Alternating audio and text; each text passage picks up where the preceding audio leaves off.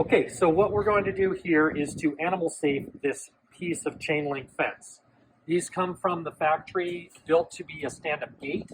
And what we do here is we actually turn them on their sides, link them together, and it makes sort of a corral for the animals. It works really well, except for the fact that coming straight from the factory, it does have a few hazards that can hurt the animals. So we're going to remove those hazards. The biggest hazard would be on the ends. You have these barbs where it's just folded back. And you can see this creates a very sharp point. If you have an animal trying to push his face, if my fist were the face pushing out in here, you can see where these could poke an eye or a nose or anything like that. Also, not quite as bad, but still you have a point here, which could be a problem as they're pushing out. And you have the sharp edges on the J-clips. We're going to remove that as well. Those are the three things we're going to remove. We'll also put some feet on the bottom, which will get this up off the ground. That's not a safety thing. That's just going to keep the fence from rusting. And it'll also make it a lot easier to clean. Okay, so let's get started. All right, so the first thing we're going to take care of are these barbed ends here. What we'll do is we'll take a really good pair of pliers, get these nice and flat, make our job a little easier, and turn them out. Something like that. And what we're going to do is actually twist this together. This is the most difficult part of the whole process. The wire does not bend easily, but it's worth it.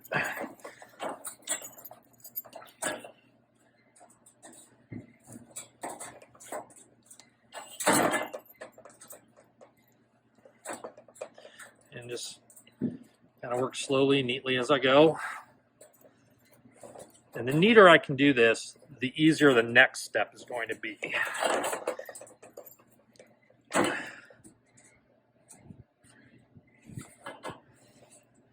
All right, so there we have our twisted wire together. This end is going to be cut off.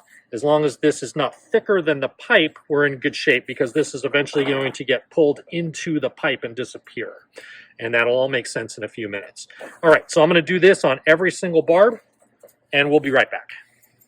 So at this point, we have all of our ends twisted together and cut to about 1 inch or 1.5 inch length, because these are going to actually disappear into the pipe itself. So I'm going to flip this around.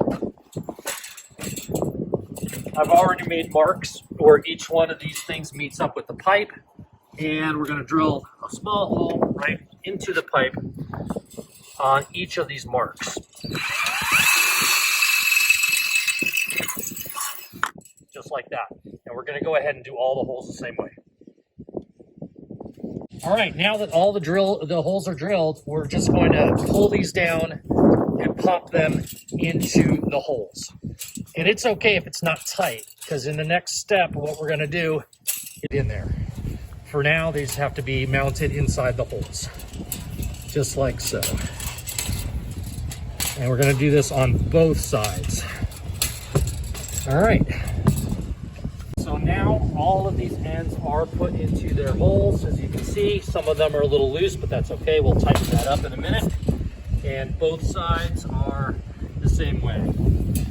Okay, all these are in. These will get pulled in tighter. So our next step is to take off the J-clips and this bar, which actually has kind of a sharp end on it. Some of these may have to be pried out, which I've already taken the opportunity to do. And then these clips just come right off.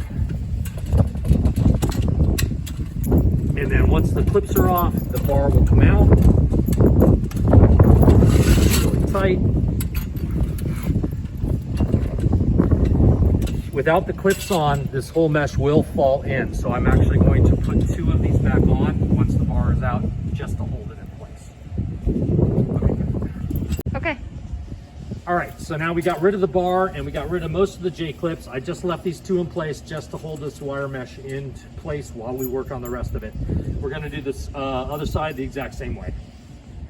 The next step is to secure the mesh to the frame. Since we've already taken off most of the J-clips and the bar, we're going to have to replace this with safety wire. I left a J-clip in here just to hold this in place while we do this.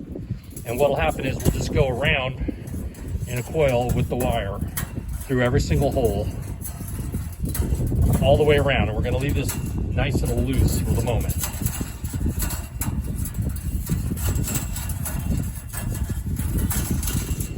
And just feed this coil all the way through.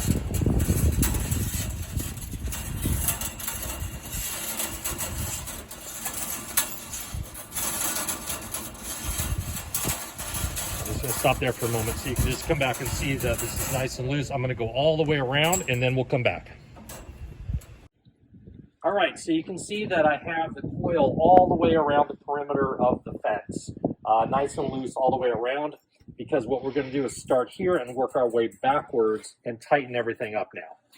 So here's where we had those barbs twisted together and pushed into the pipe. So here's where we want to get them nice and tight.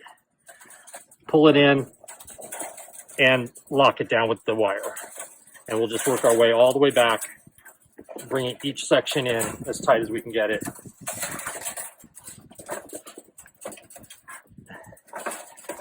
And you'll build up a lot of slack this way, and we'll just keep pushing the slack back towards the beginning again. Okay, so you can see this is the way it's coming along.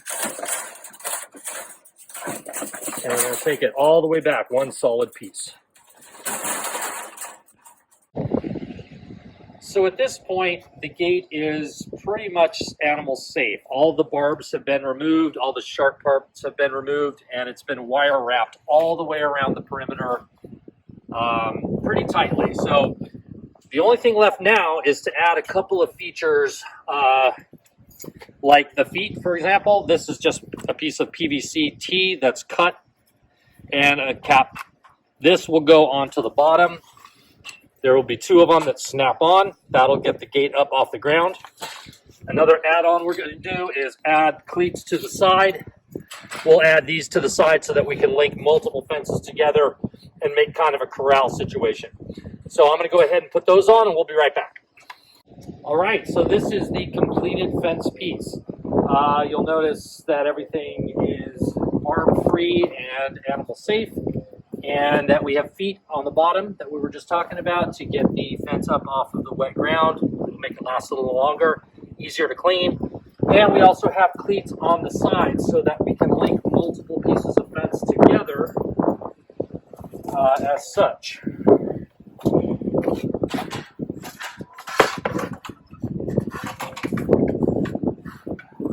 And you can just add as many pieces together as you like, making the corral any size or shape. And that's pretty much it.